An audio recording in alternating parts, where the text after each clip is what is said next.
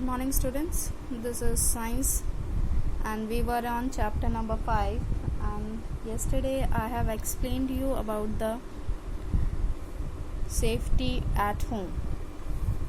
कल हम लोगों ने सेफ्टी पढ़ी थी, सेफ्टी का मतलब पढ़ा था और किस तरह से रहना है घर पे वो समझा था.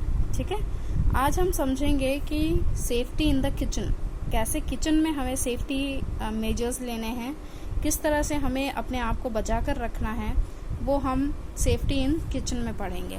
ठीक है. Now do not try to light the gas stove in the absence of any adult. किसी भी अडल्ट के एब्सेंस में, मतलब कोई अडल्ट आसपास नहीं है आपके, कोई बड़ा आसपास नहीं है, तो आप गैस स्टोव को ऑन नहीं करेंगे, लाइट अप नहीं करेंगे. ठीक है. और कभी देखा हो कि आप लोग क्या करते हैं, गैस में बंद करने चले जाते हैं, तो आपको पता होना चाहिए कि किस तरफ बंद होता है, वो किस तरफ ऑन होता है.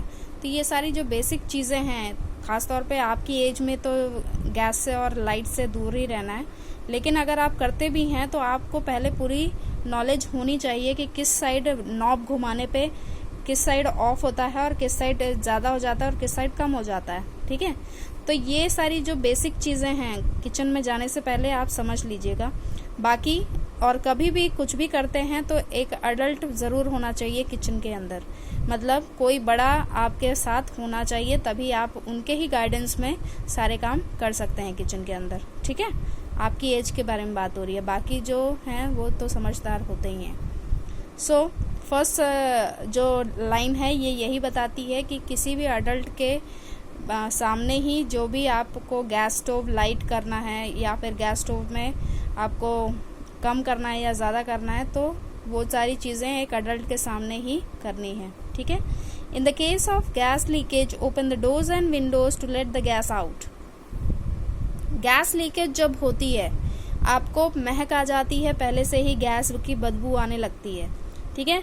तो आप जब समझते हैं कि बदबू आ रही है तो क्या करना है, अपने डोर्स और विंडोज़ को ओपन कर देना है. ठीक है. किचन में भी खिड़की लगी होती है और किचन में दरवाज़ा भी होता है और बाहर का भी दरवाज़ा, मतलब हर जगह का खिड़की और दरवाज़ा आपको खोल देना है ताकि उसके जो गैस जो लीकेज हो रहा है वो बाहर निकल जाए. ठीक है. Do not operate any electric appliances and do not light the fire in case of gas leakage. कभी भी इलेक्ट्रिक अप्लायंसेस को ऑपरेट करने की ज़रूरत नहीं है. आप अगर स्विच ऑन है तो उसको ऑफ मत करिए, अगर ऑफ है तो ऑन मत करिए. मतलब कोई भी इलेक्ट्रिकल अप्लायंसेस पकड़ने की या छूने की ज़रूरत नहीं है. इलेक्ट्रिकल अप्लायंसेस क्या होते हैं, जैसे मिक्सर हो गया, आपका इलेक्ट्रिक स्विच हो गया, मोटर की मशीन्स जो होती हैं, हाँ, आपके इन्वर्टर की जो बैटरीज होती हैं, उन सब को छूने की भी ज़रूरत नहीं है. ठीक है. आपको कुछ भी इलेक्ट्रिक का सामान छूने की ज़रूरत नहीं है और आपको कोई भी चीज़ फायर नहीं लगाना है. मतलब आपको अगर मान लीजिए अंधेरे में कहीं गैस लीक हो गई, ठीक है, आपका लाइट कट गई है और अंधेरा है बिल्कुल, तो आप क्या करेंगे, कैंडल जलाने के लिए क्या करेंगे, मान लीजिए इन्वर्टर नहीं है आपके घर में, तो कैंडल जलाने के लिए क्या करेंगे, आप मैच बॉक्स से लाइट अप करेंगे. तो अगर गैस लीकेज हो रखी है तो आपको वहाँ पे टॉर्च जलाएंगे लेकिन लाइट नहीं करेंगे. समझ रहे हैं. तो लाइट से बिल्कुल दूर रहना है ताकि वो फायर लग ना पाए, क्योंकि जहाँ जहाँ गैस फैली होगी, अगर गैस ज़्यादा फैल गई है, आपका पूरा घर बंद है और गैस प्रॉपरली फैल चुकी है, तो अगर आप छोटा सा चिंगारी भी अगर आप उस गैस में डाल देते हैं तो वो क्या होगा, पूरे घर में आग पकड़ लेगी. समझ रहे हैं. तो ये बहुत ज़्यादा खतरनाक हो सकता है. इस वजह से आपकी गैस लीकेज के टाइम पर सबसे पहले क्या करना है, पूरे डोर्स और विंडोज़ को ओपन कर देना है. उसके बाद जहाँ से गैस लीकेज हो रही है उसको प्रॉपरली बंद करना है और फिर उसके बाद अगर वो बंद नहीं हो रहा है तो उसको कहीं प्रॉपर एक जगह पे लेके जाइए, ओपन जगह पे, जहाँ पे वो ईज़िली सही हो पाए. ठीक है. और कोई भी लाइट अप या फिर फायर कुछ नहीं करना है. कोई लाइटर से नहीं, कोई फायर से नहीं, कोई मैच बॉक्स से नहीं, कोई लाइटर से नहीं, कुछ मत करिएगा, ठीक है। और इलेक्ट्रिकल अप्लायंसेस को भी छूने की ज़रूरत नहीं है। Synthetic clothes catch fire easily, कभी भी किचन में काम करते समय सिंथेटिक कपड़ों का इस्तेमाल नहीं करना चाहिए। ख़ास तौर पर कभी हम पकड़ने के लिए भी कपड़े यूज़ करते हैं, है ना, तो ख़ास तौर पे वो सिंथेटिक कपड़े बिल्कुल नहीं होने चाहिए। सिंथेटिक कपड़े मतलब जो मशीन मेड हैं, समझ रहे हैं, कॉटन के नहीं होते हैं वो, नायलॉन और ये सब, तो वो ज़्यादा जल्दी कपड़े को आग लगाते हैं, ठीक है, उनमें आग जल्दी फैलती है। तो इस वजह से सिंथेटिक कपड़ों को दूर ही रखना चाहिए, ख़ास तौर पर जहाँ पे आग जलती हो। ये होता है सेफ्टी इन द किचन। यहाँ पे कुछ चीज़ें नहीं बताई गई हैं, वो चीज़ें भी समझ लीजिए। ख़ास तौर पर गीले हाथ से कोई भी इलेक्ट्रिकल अप्लायंसेस को पकड़ने की ज़रूरत नहीं है। क्लियर? बाकी आपको बता दें कि जस्ट अ सेकेंड,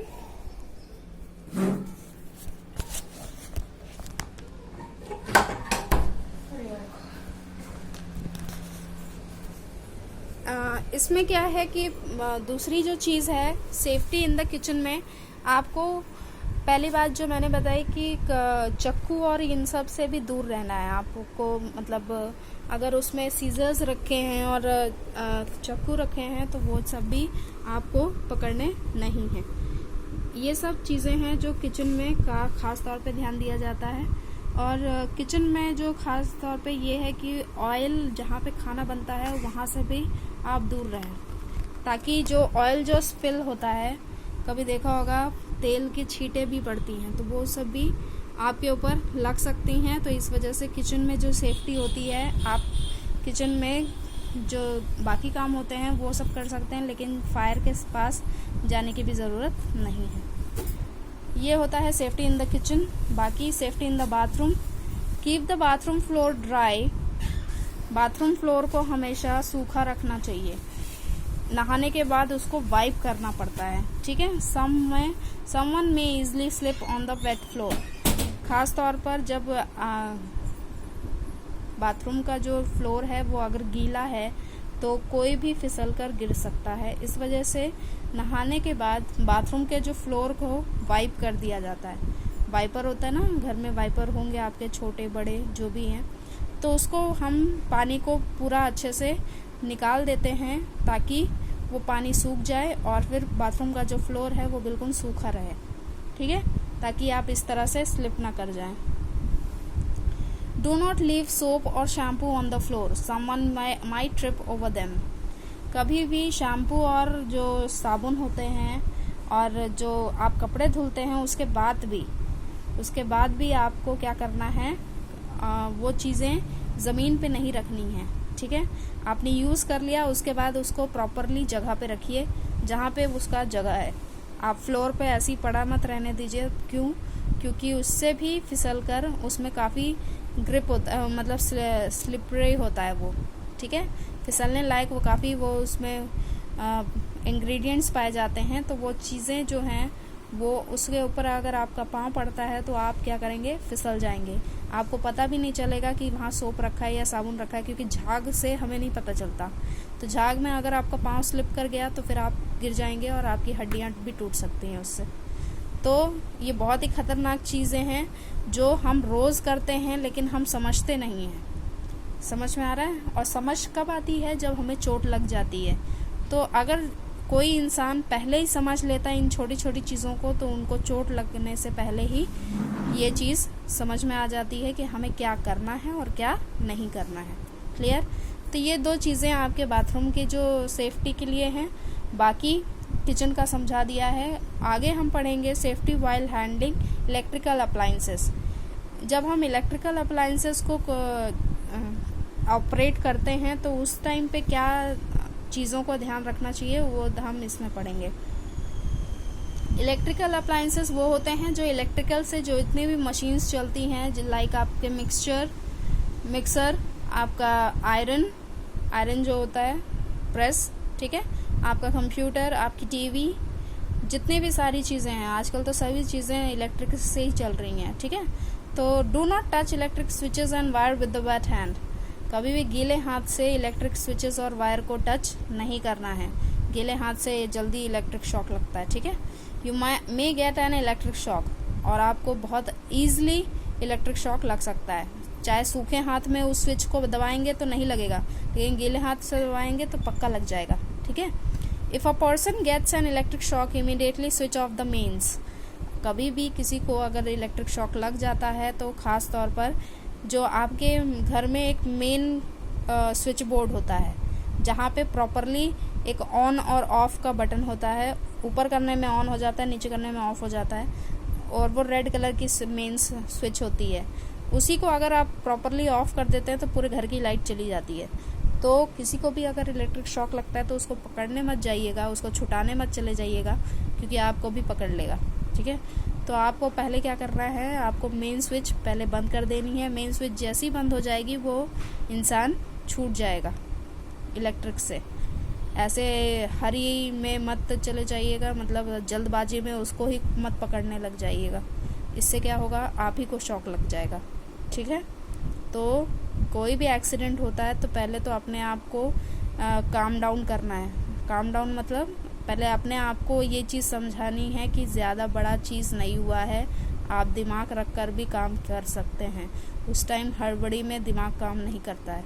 उस टाइम क्या होता है, फटाफट वो सॉल्यूशन ढूंढना शुरू कर देते हैं। लेकिन आप चीज़ों को अगर समझते हैं और केयरफुल हो रहते हैं तो फिर आप उस एक्सीडेंट से निपट सकते हैं। क्लियर। तो ये पूरा था आपका safety at home, safety in the kitchen, safety in the bathroom and safety while handling the electrical appliances.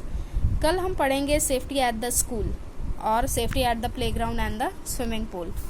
ये 2 टॉपिक कल हम कवर अप करेंगे। आज का जो चीज़ है वो आप समझिए और फिर मुझे व्हाट्सएप में पूछिएगा कोई भी अगर डाउट होता है तो। Thank you so much.